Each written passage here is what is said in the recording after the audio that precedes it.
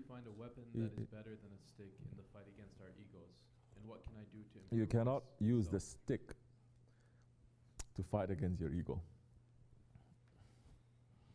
I say jokingly sometimes, you don't listen to me, and then I'm going to use my stick, and then I'm going to. But this is nothing. You may say, oh, but isn't the stick controlling a huge lion or a tiger? You really think it's that stick, that little thing, that little whip that is controlling? Or is it the master who is controlling? So how are you going to control your ego? Do you have a master? You don't have a master. You'll never learn how to control it, never. Because you are that beast.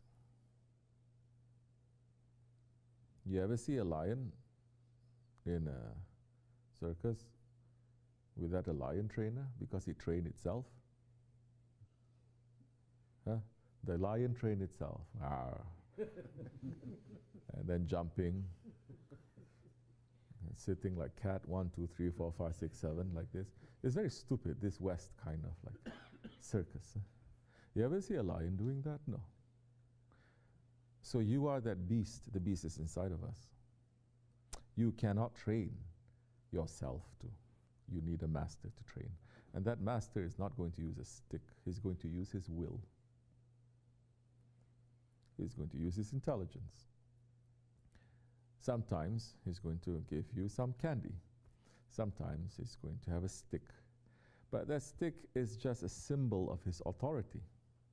That candy is just a symbol of his mercy. If you accept a trainer, you will be trained. You don't accept the trainer, you cannot be trained. Try training yourself. You cannot even train yourself to be a doctor. You cannot even train yourself by yourself to get a license for a car. You cannot. Can you? Huh? Give yourself a license to yourself saying, I trained myself, so now I'm a driver. You cannot even do that. How can a man think that the biggest, most powerful thing that Allah subhanahu wa ta'ala has created, other than our spirit, which is the ego, because it has the power to disobey Allah, to declare itself as much a Lord as Allah is? How you can claim that you'll be able to control it without a master? How? I say, I have a master, but you're not changing. You don't have a master. You have the title that you have a master, but you are not going for the training, you're not being disciplined, you're not knowing. Or worse, you're in complete disobedience, complete stubbornness. Master is saying go right, you go left. Master is saying stop, you go. You're doing the opposite. But you say, but I have a master. No, you don't. You have your rebellious nature that is rebelling against the master. That you have, but you don't have a master. And the ego is going to trick you in 1,000 different ways. If you're not watching for the small ways, then you're going to be tricked in the big ways very easily.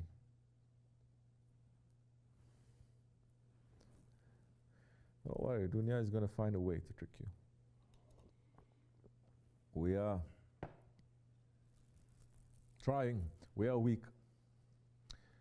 There are some weaknesses that you may say, Allah watching, say, okay, we may cover for you because you're doing so many wrong things. But you're doing so many right things, and the wrong things that you're doing is actually only harming yourself. But when you do something wrong that harms other people, and you're being rebellious, and you're being stubborn, that time their shafaat cannot reach you until you yourself wake up and you say, I have done something wrong, I'm asking for shafaat from you.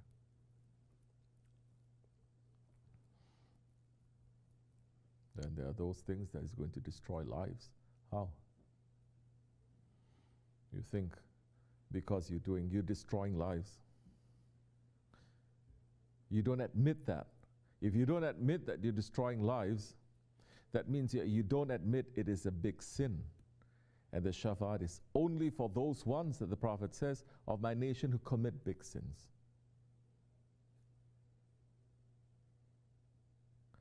All the prophets will ask for shafa'at. Do you think they committed sins?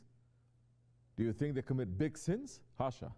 Yet, when mankind is running to them to ask for their intercession, because they have intercession too, they have limited intercession. What is the sin, so-called, that they say? I cannot help you because I myself need the intercession of the Prophet. What is it that they say? What is it that Isa alayhi salam said? Did he commit anything wrong? He didn't. But he said, because my nation is worshipping me as Allah, and I'm ashamed to face Allah subhanahu wa ta'ala with that. What my nation is doing, not what he himself is doing. For that reason, I am worried about my safety. He considers that not committed by him, by others, by his nation. He considers that a big sin, as if he himself has done it. Now if the tariqat, if the jamaat, if the association is not teaching you your failings, your wrong things, that they are big things, how it's affecting people, how it's taking the rights of other people especially, then that is a failure. That association is a failure. If it's making you to realize, I must be responsible, I must watch what I say. Is this reaching to other people? Is it destroying, or is it only to me? To you, to yourself, is easy. They don't even have to offer that. They can just say, I have some credit. Erase that from his records. But when you're starting to take the rights of others, now they say, now what can we do now? We cannot even cover for you. Because now it's touching this one, and this one.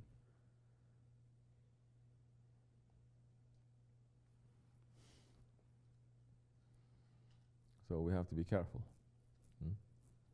We have to be awake. And may Allah forgive us, inshallah. Yes, this is the month of Mawlid, still the month of the mercy to all the worlds. As much as we understand we are in need of mercy, as much as we understand we're in need of mercy because we have done this wrong thing and this wrong thing and this wrong thing to others, as much as we understand that, that much more mercy we're going to get. If we are not understanding that we've done wrong, that we've taken the rights of others, that we've become zalim, cruel, an oppressor to others, if you don't admit that, mercy will not touch you. Because you consider yourself, why should I need mercy? I didn't do anything wrong. When you don't think you need mercy, when you don't think you've done anything wrong, no mercy was going to reach to you. So yes, this is not just a month to sing songs and to miss the Prophet ﷺ and to wish that he is here and to say that he is here and to talk about his greatness.